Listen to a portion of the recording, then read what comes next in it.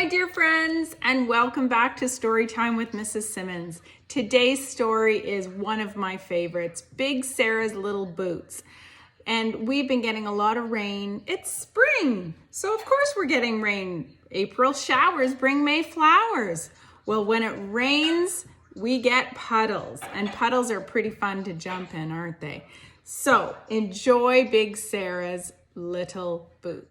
Big Sarah's Little Boots by Paulette Bourgeois, illustrated by Brenda Clark. Sarah loved her boots. They were as shiny as a wet slicker and as yellow as a bathtub duck. When Sarah jumped into puddles, her boots went squish and the water went sker-splat. One day, Sarah tried to put on her boots. She pulled them and she tugged them. She scrunched her toes into tight little balls. She pushed her heels with all her might, but Sarah's boots did not fit Sarah's feet. She took off her socks, but even bare, Sarah's feet did not fit into Sarah's boots. "Oh no!" cried Sarah. "My boots have shrunk." Sarah tried to make her boots bigger. She stretched the bottoms and she stretched the tops. She stretched until she could stretch no more, but nothing happened. Then she called her little brother Matthew. They tied one end of the boots to Matthew's horse and the other end to Sarah's bike. They pulled until the ropes got tight, but nothing happened. Sarah gave the boots to the dog. He growled and tugged, and she growled and tugged, but nothing happened. Sarah tried to blow them up like a balloon. She took a big breath and puffed her cheeks and blew, but nothing happened. She filled her boots with a truckload of rocks. The boots got heavy. They didn't get bigger.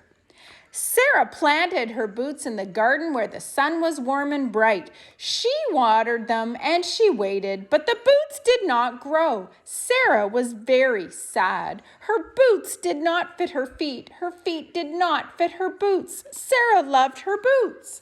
"Mom," said Sarah, "my boots have shrunk." "I wonder," said Sarah's mother, "maybe you grew." "No," said Sarah, "my boots have shrunk." "Well, let's see," said Mother.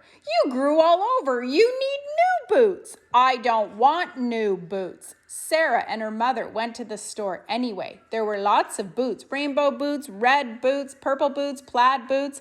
The salesman showed Sarah yellow boots with a fire engine red stripe around the toes and a fire engine red stripe around the tops. "These are lovely," said the salesman. "I don't want new boots," said Sarah.